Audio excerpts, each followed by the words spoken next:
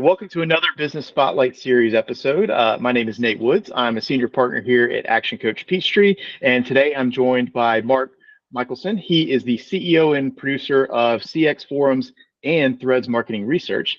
And today I want to talk a little bit about his business, his journey through business ownership, some challenges he's faced. We can learn from some of his best practices and see what it's really like to build and operate his businesses. If it's your first time on the channel, just make sure to like and subscribe so you get notifications when we post new interviews like this.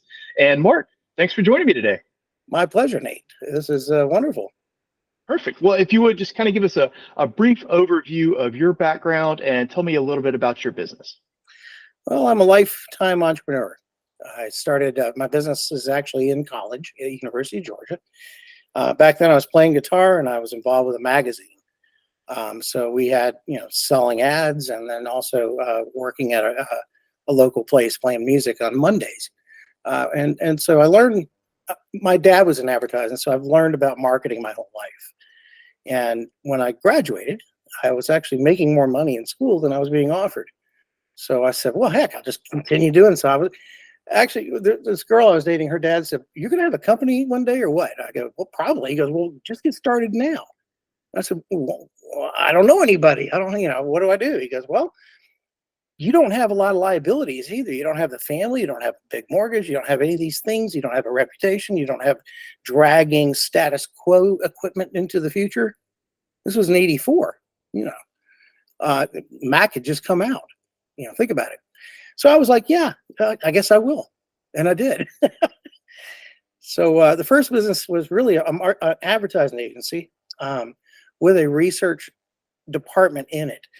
And I was running these ads for some big companies. We did about 2 million our first year.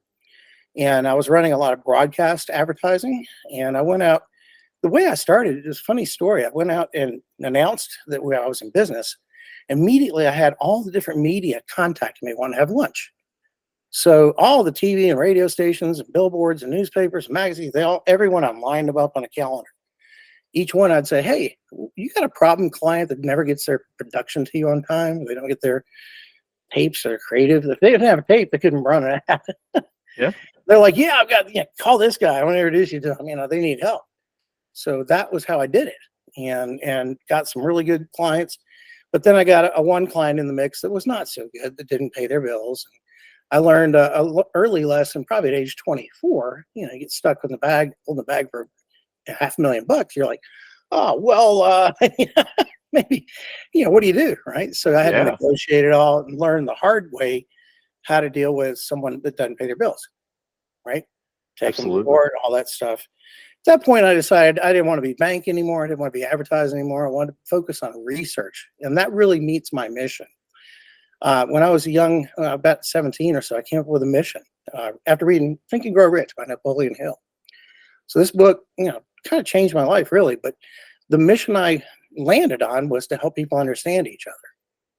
And I've been on that mission ever since. And it's taken me to 70 countries. I've had operations in some 20 different countries for 25 years and started several trade associations as well as conference businesses. So it's been a lot of fun and I really enjoy what I do. I don't ever see not doing it.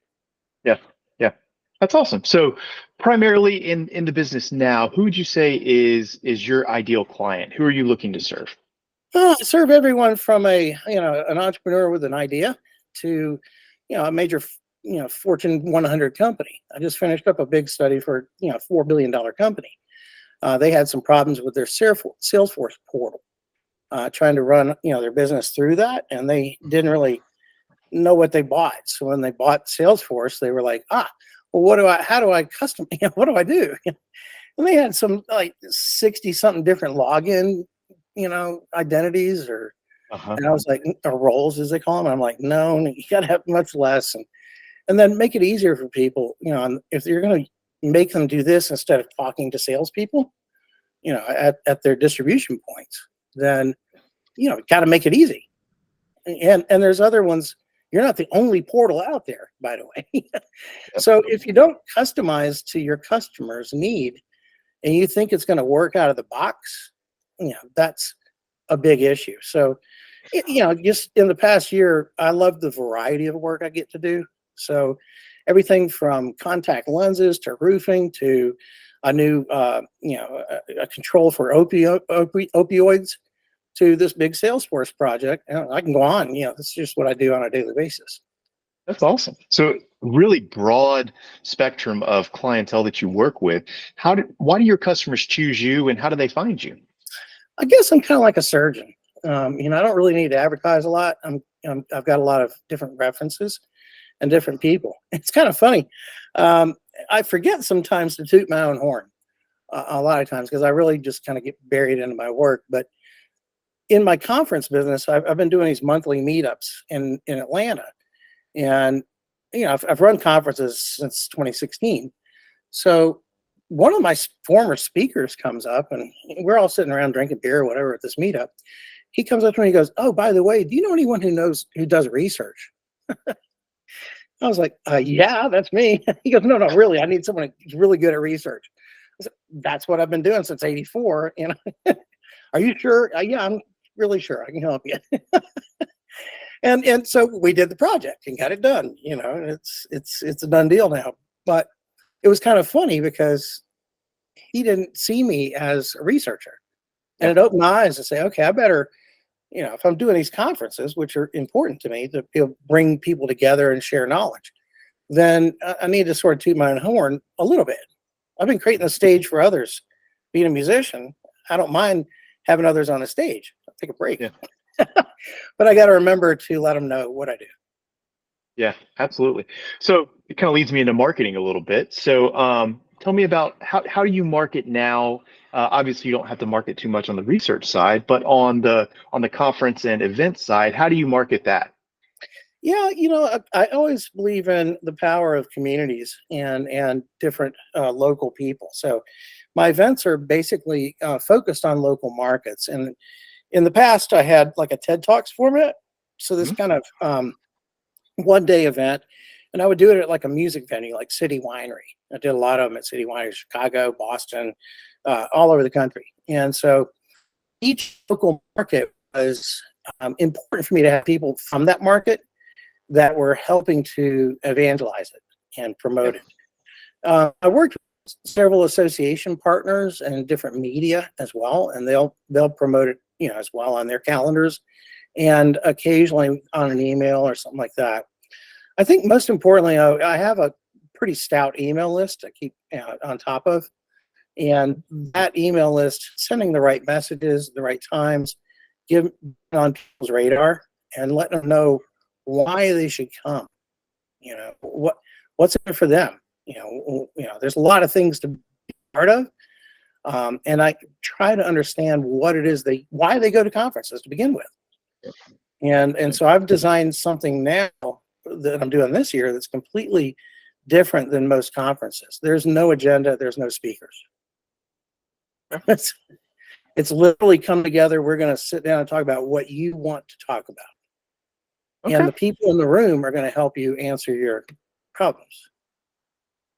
Interesting. They've probably been down that path. So it's an idea that I didn't really invent it. It's been around a while, but it's an idea it's kind of, I think it goes by unconference now. It used to be called open space. But basically, it's bring together people in a room. It's limited to 40 people in each market, and a director level plus. So you try to make sure they're birds of a feather. Yeah. And with some experience coming in, so they can really help each other. And the side benefit is that they I hope that they'll continue to meet and chat with each other in each market. Yeah. Yeah, that's awesome. So you talked a little bit about how you got into business for yourself very early on. You've had a long journey through the research business and now the events as well. Is there one specific hurdle that you came across or a giant roadblock that you had to overcome, either on the research side or on the event side? Scale. Scale is always hard. When you're going to grow something, you got to be able to invest in it, number one. But secondly, you don't want to overinvest. So growing something, whatever it is, you have to be mindful of that and not overspend. It's like chicken and egg. Or you build it, they'll come, right? If you build it, they're not necessarily going to come. It's kind of like which one do you do first, right? So I think it's really important to have a good core group around you you can delegate to, and they understand the bigger vision, so you don't have to micromanage them, but they have the skill sets that are necessary to get the job done. Yeah, absolutely. So scale and getting people's attention, get them to show up, you know, and become committed to the same vision and mission that I have. Mhm. And that's tough, you know, because sometimes you know they have to come in at a lower rate than they might, but enjoy the mission and enjoy that community, then that's great. Um, Yeah. there's a lot of things that you have to do that I have to do that I've never had to do before, like web design, you know, email marketing, things like that, even creating the event itself. So, you know, food orders, all these kind of stuff. It's something I'd rather scale up on. And when you're doing one a month, you know, you got to stay on top of that so that you're not um, basically stepping on your own feet in each market. Yeah. Yeah. Absolutely. So as you kind of look to the future, where do you see the conference schedule or even the research side? Where do you see it going in the next 3 to 5 years? Well, much more international. I just was in Kuwait and Qatar last month, a few weeks ago, really. And you know, there's a need over there. I think it's a little bit stronger around CX than it is in the U.S. One of the things the U.S. is always known for is idea exports, right? So they're looking for people who can share their expertise and really change their way of doing business. Not only there, but I think in South America as well, and throughout Asia, somewhat in Europe. Anyhow, so I believe I took a break from my international travels since 2019. Of course, COVID, you know, Mhm. everyone took a break. I actually got sick on a flight going to India and almost died there. But I lived through that somehow. And it kind of made me take a pause on travel, except Yeah. for the domestic stuff. But having just gone to Kuwait and Qatar, it opened up my eyes to the fact that there's a lot of people in need to know about stuff. And that would be particularly about service design and facility design and how it relates to a brand and treating your employees well. You know, there's a lot to that, and there's a lot of different cultures out there, right? Mhm. Some are driving it just like you know like labor. It's like a slave force, and other ones are out there, you know, encouraging people to do be expressive in their own. Yeah. Uh, Yeah. it's interesting. Yeah, absolutely. So you've talked about team a couple times. How would you describe yourself as a leader in the business, and has it evolved over the years? You know, it has. I mean, there was a time where I had 40 employees at one company, another 20 at another company. As the head of the company, you know, I was rarely around. I was gone a lot. So I believe it was a lot of trust I had to have that they would run the ship well, right? Here, take the wheel, steer the ship. You know, I'm gone. I'm in Australia for the next month or whatever, you know. Um, so allowing people to be themselves and allow them to see the bigger pictures. They know where to go. And they have the tools and resources to get there. They just have to show up every day and do the thing. It's like you create anything. You create a machine, you create something, you need operators to run it. And so a factory or whatever it is. But you have to let them do that. And so the senior management, you know, you want to have the right people there in place. Now, I sold those companies a while back and then decided I was just going to do work from home. I started been working from home since 2005. And that's a whole different headset because I'm no longer having people come over or show up to an office and that kind of stuff. Get the job done is the mantra. So, you know, whether I hire a like let's say a data scientist, for instance, you know, I don't need one on staff. I know a bunch of them. They'll take on Yeah. the work if I need it. Big black box stuff. If I need a writer, you know, I can hire out and get a good writer. Because it's really hard. I've learned also it's really hard to clean your own tank when you're a fish. So you gotta get others involved to help you do things like accounting or whatever it is. Yeah. But you don't necessarily have to hire them all now full time. It's a whole Yeah. different world. And work from home is is perfectly fine these days. Absolutely. Compared to when I was starting. I mean, gosh, you work from home, that's sketchy, but nowadays, you could really work anywhere if you got a laptop. Sure, sure. And like you said, there's so many fractional resources out there now that you can get almost anything that you need done. Absolutely, absolutely. And you can shop it around, depends on what it is. I Yep. like to get new thinking and new variety, especially when the graphics and imagery around my events, because I'm 62 and I want to make sure I'm getting appealing to, Gen Z and Mhm. millennials and so forth. So, that may not be the same image I have in mind that they have in mind. Yeah, absolutely. Being So relevant. before I move on from team, I do want to ask. So you've had tons of experience hiring and managing team.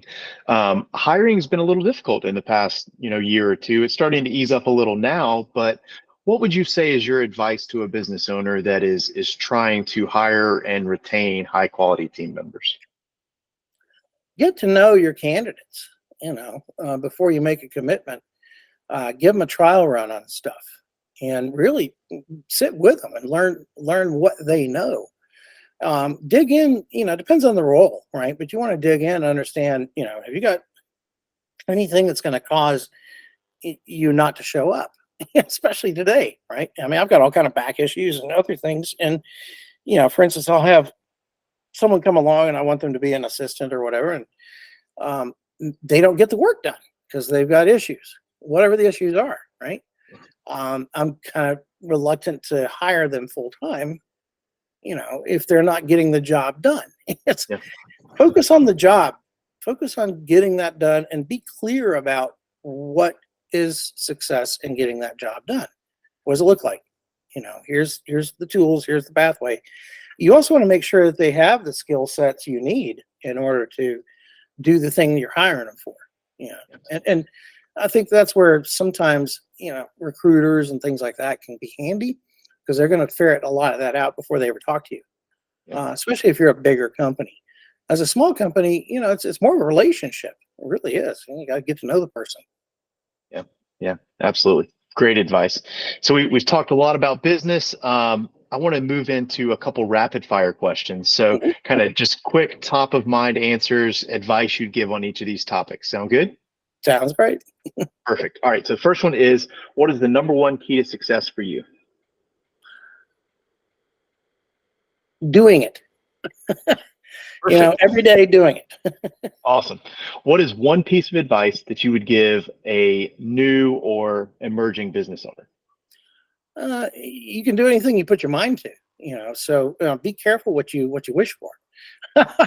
Because a lot of times, I see so many companies coming out there trying to create a solution, create a problem for a solution. They have an idea and they think, oh, the world's going to need this, and they don't really do the research to see if people want it or not. So they're creating problems for solutions. Yeah. That's Absolutely. hard. Yeah, yeah. So I'm going to take one option away from you because you talked about it earlier. So we're going to exclude Think and Grow Rich for this next question. Okay. What is one book that you're currently reading or would highly recommend? You know, uh, there's a bunch. I wouldn't say there's one book. There's authors. All right, Okay. right. There's people that you want to get to know, and there's a guy named Alan Weiss who's really good at coaching consultants, and so Alan Weiss has a lot of good things to say about life, the universe, and everything. So I would recommend that. And like I said, it's more about the authors. There's another guy named Peter Thompson, and I enjoy his little short videos all the time because it's very good advice that he gives, but I don't really have a lot of time to read books so much. Seth Godin is another good one or whatever. Yeah. He's another one that I really enjoy his style of writing. Perfect. Awesome. So before I get to my last question of the day, what's the best way for people to get in touch with you? How can they learn more about some events you have coming up or maybe getting some research?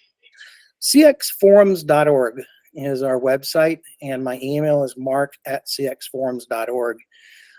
Still updating the website right now because we're changing the format significantly from what it was into more of a discussion, a peer-to-peer exchange on a local basis. So in New York City, we have coming up Orlando, Chicago, Atlanta. I can go down a long list. I have to make sure that I've got the ticketing set up properly, and all the links in the website is a little different than what it was before, because we don't have speakers. We have subject matter experts who are local, or maybe fly them in, but we don't really have to feature speakers and wrangle PowerPoints and all that. So cxforums.org, still undergoing, but I hope to finish it up by next week. Okay, awesome, awesome. Well, by the time this video is live, I think you may have it updated. It should be. It should be. We all have the same number of hours a day. I don't care who you are, right? Everyone has the same number of hours a day. So, you got to choose your priorities along that. And, Absolutely. Don't knock yourself out doing it either. Absolutely. So my last question for you today is, what most inspires you to continue to push forward in the business? My mission to help people understand each other, I guess, it goes down to that. I really focused on that for many years, since I was 17. And, you have to remind yourself, it's like kind of like going back to being like a surgeon, right? You got to remind yourself that you're there to help someone else that has a problem, and they may come to you crying and screaming.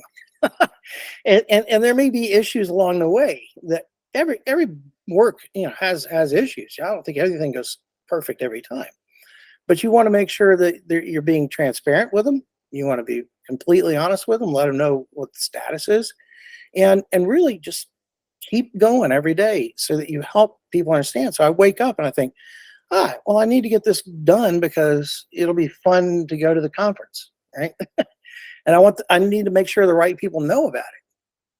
So it's kind of like that. I feel compelled to help them buy instead of sell something to them. Yeah, that's perfect. Mark, thank you so much for joining me today. It's been great to hear your story and learn a little bit more about CX Forums and Threads Marketing Research. It's been great talking with you.